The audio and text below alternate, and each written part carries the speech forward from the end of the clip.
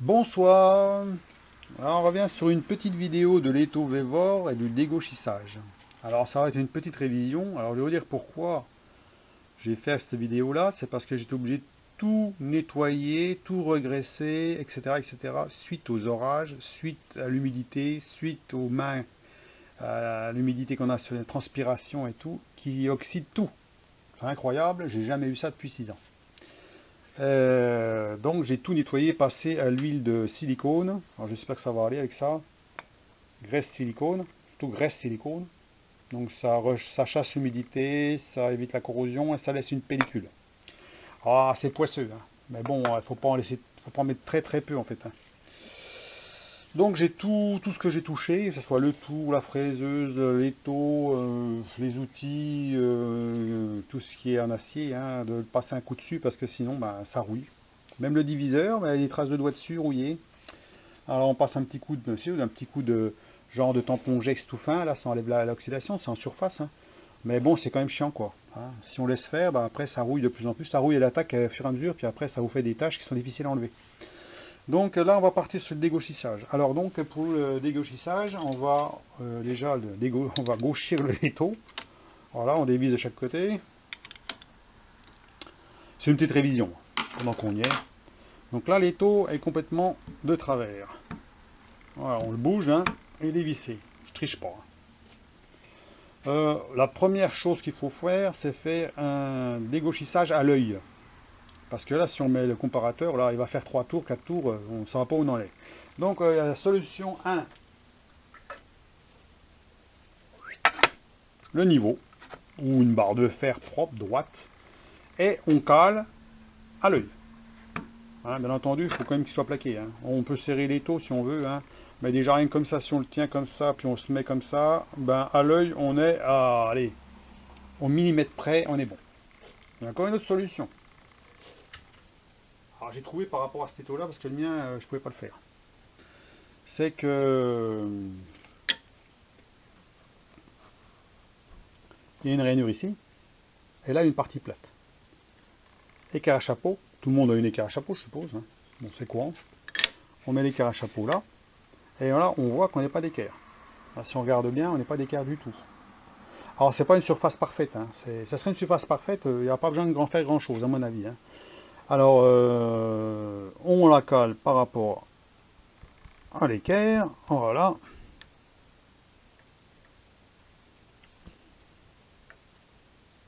Voilà, grosso modo, on est bon. Voilà, ça c'est fait. Ensuite, on serre un point de pivot. Donc à deux fixations, on en serre une. Alors moi je commence toujours par celle de gauche. On fait celle de gauche. On serre, pas trop fort, mais c'est quand même suffisamment pour pas que ça bouge, hein, de trop. Puis l'autre, on le serre juste un petit peu à la main comme ça. Voilà. Et alors, bon, on ne serait pas obligé de faire ça si s'il y avait deux petites butées en dessous qui, quand on pose, ils soient directement dessus. Mais il faut qu'elles soient montées très précisément, hein. Il ne faut pas qu'il y ait de jus dans les rainures. Il faut que vos rainures de table soient parfaites. Parce que si vous mettez vos tétaux et que ça boite légèrement comme ça, bah, vous serez obligé de dégauchir aussi, de toute façon. Disons que ce serait des cales qui vous permettraient de dégauchir à 90% ou 95%. Comme l'équerre, à peu près. Donc il va falloir quand même mettre le comparateur dessus pour voir, pour être sûr. Parce que sinon il y a des chances que on ne sera jamais trop sûr, hein. Si tout, s'il y a un petit peu de jeu. S'il n'y a pas de jeu du tout, si tout est bien calé, d'accord. Bon. Après, c'est une solution, hein. Moi je parle de ceux qui n'ont pas, soit qui n'ont pas les trous de fixation dans le dessous pour mettre des cales, ou soit qui ne veulent pas en mettre, comme moi. Hein, parce que moi les taux, je le glisse sur la table. Pourquoi? En le glissant sur la table, s'il y a la moindre saloperie dessous, eh ben la saloperie elle va rester sur le bord de la table. Vous voyez, je le prends du début jusqu'à la fin, puis je le glisse. Ce qui fait qu'il va glisser sur la table, gentiment, et après il prend son point d'appui. Que si vous mettez des cales en dessous, vous prenez dessus, vous le posez. Alors s'il y a un copeau dessous, eh ben ma foi, ben, ça va faire un point. Il va y avoir un. Alors en plus vous risquez d'abîmer votre table parce que ça fait des trous, hein. Ça c'est sûr, ça m'est déjà arrivé, hein. Donc alors, ensuite on met le comparateur sur un bord. Voilà. Pas trop bas non plus, hein. Alors, point de pivot gauche, comparateur à gauche. On est d'accord, hein? On ne met pas à droite. Ensuite, on met à 0. Voilà. 0. Alors bon, je vais essayer de me mettre le plus près possible. Alors le but, c'est de parcourir la surface là et de le dégauchir le plus rapidement possible. Pour éviter de passer 2 heures à dégauchir. Alors comment on fait? Alors, il y a deux solutions. Soit qu'on prend une certaine valeur de là à là et on divise par 2. Hein, à bout d'un moment, il va falloir que il faut rattraper le défaut, hein, parce que l'aiguille va soit aller dans un sens, soit dans l'autre. Mais il y a une autre solution.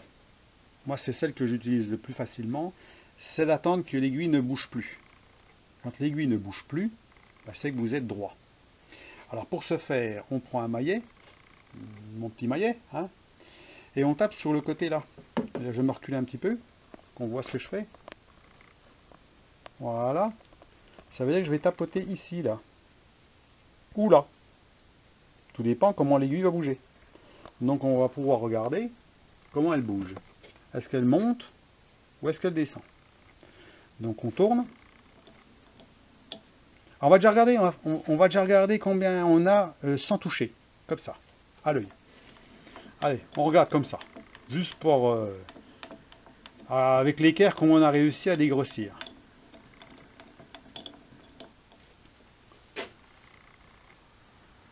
Sept centièmes. Alors 7 centièmes en montant. Ça veut dire si c'est en montant, l'étau, bah, il est comme ça. En gros, en exagérant, il est comme ça. On est d'accord? Donc là, on pourrait dire, tiens, on va toucher. On va retoucher un peu là. Allez hop. Moitié. Voilà.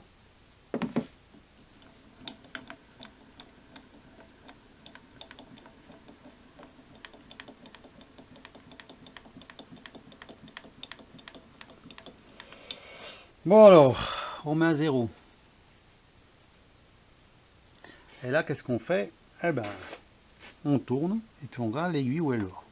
Elle monte. Donc on va tapoter tout doucement. Tout doucement, tant qu'elle monte. Là, elle redescend.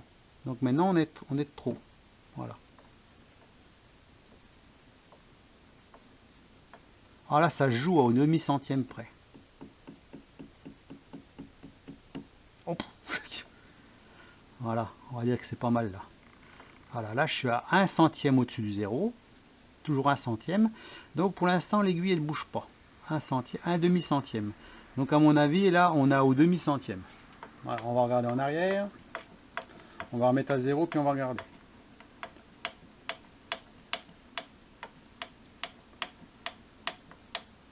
Bon, c'est sûr, quand on a un moteur, ça va plus vite, hein.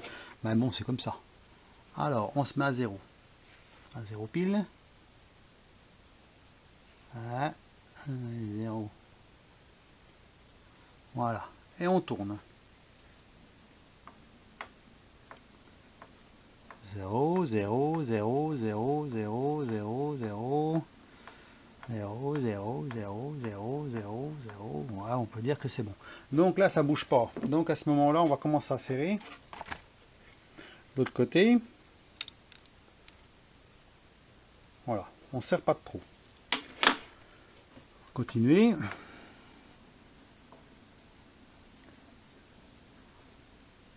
Bon, bah, ça bouge pas plus, donc on est bon. Voilà. Bon, on dégrossit à un demi-centième. On va dire que c'est bon. Hein. Un demi-centième, on peut dire que c'est bien. Et voilà, le travail est fini. Donc vous voyez, il ne faut pas longtemps pour dégrossir. Alors, vous avez vu comme j'ai fait, c'est facile. Hein. Donc à la limite, vous pouvez même directement aller de là jusque là, en tapant directement tout doucement sur le côté.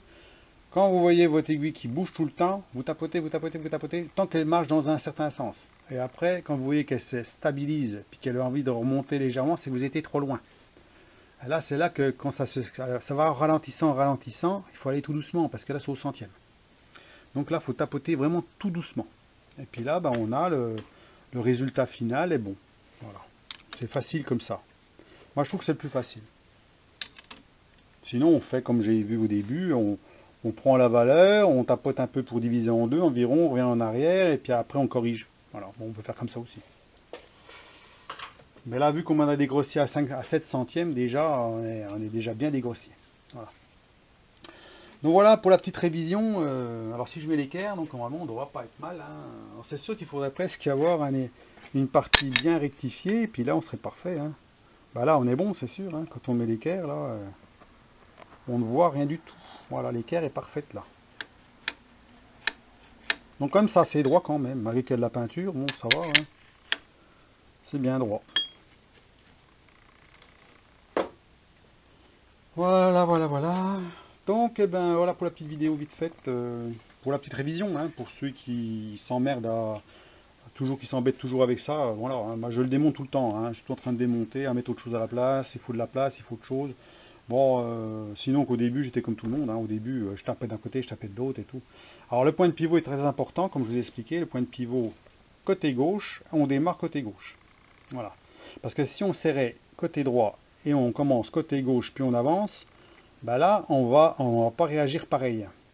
On est d'accord, hein? Ça va pas être la même. Parce que là, votre point de niveau, votre point de pivot sera là.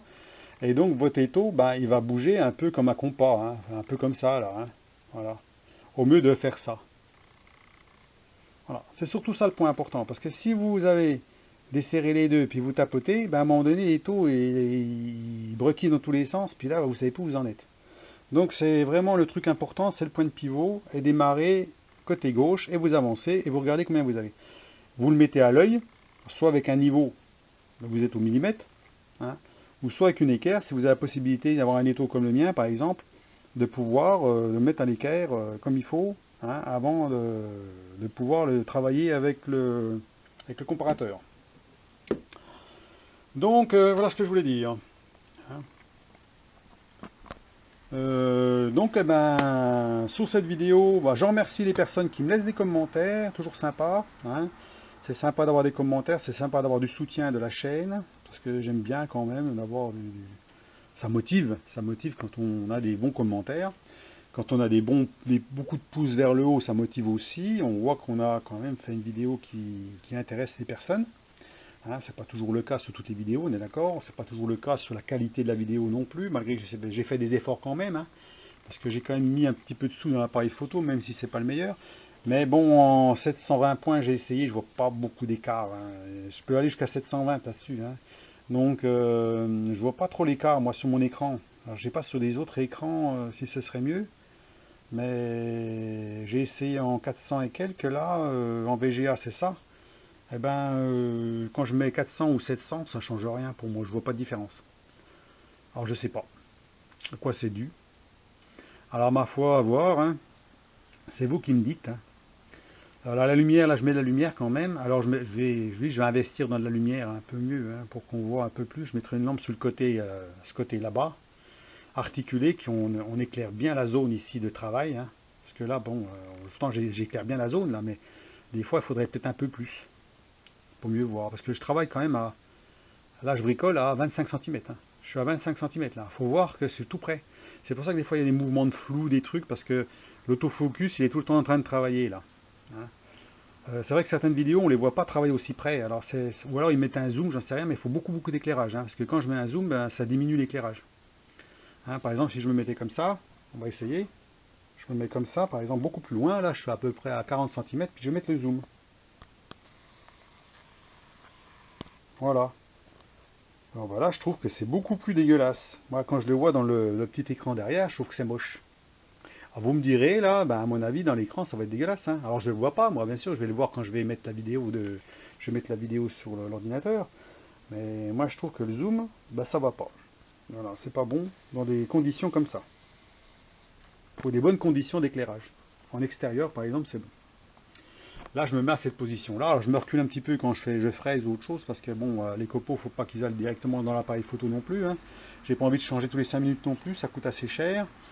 Et j'ai pas envie, à la moindre point un truc étanche, j'en sais rien, ça peut être une solution, hein. Une GoPro étanche, peut-être que ce serait mieux. À voir.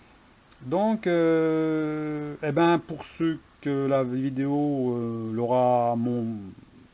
sera plu, bah, mettez un pouce vers le haut. Ceux que la vidéo bah, est indifférent, pour eux c'est indifférent, bon, voilà, bon, c'est une vidéo comme une autre, bah, ils mettent zéro, ils mettent rien. Hein.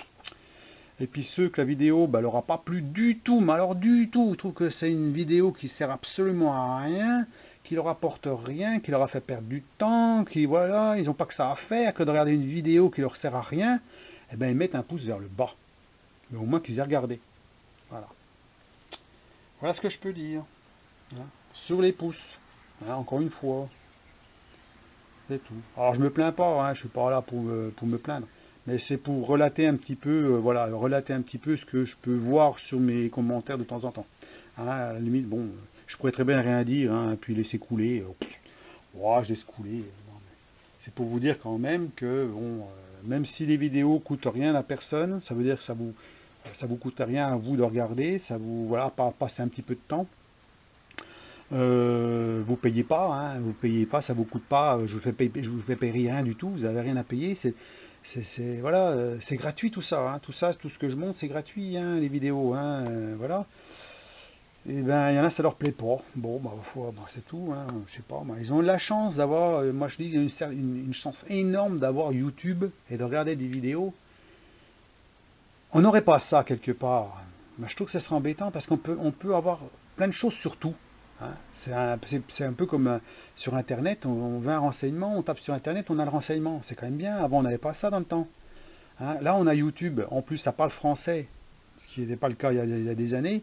Ça veut dire que quand on voulait des vidéos d'usinage, bah, c'était tout en américain, en anglais, voilà, ça ne causait pas français. Hein. Là on a la chance d'avoir des personnes qui causent français derrière l'écran. Donc ça peut être intéressant pour certaines choses. Voilà. Puis motiver des personnes à bricoler aussi en même temps. Hein. Et puis de mettre le pied à l'étrier à certains aussi. Même si les élèves rattrapent le maître, on va dire c'est un peu comme ça. Ça veut dire que moi j'ai 6 ans de bricolage derrière moi. Certains vont, au bout de quelques mois, ils vont peut-être être meilleurs que moi. Hein. Ça c'est sûr. Hein. Voilà. Hein. Moi je m'en fous. Hein. Je fais avec ce que je peux. Voilà, ce que j'ai. Donc je vous laisse sur ce. Et puis ma foi, ben, n'oubliez pas, un petit pouce, hein, ça fait pas de mal. Allez, au revoir.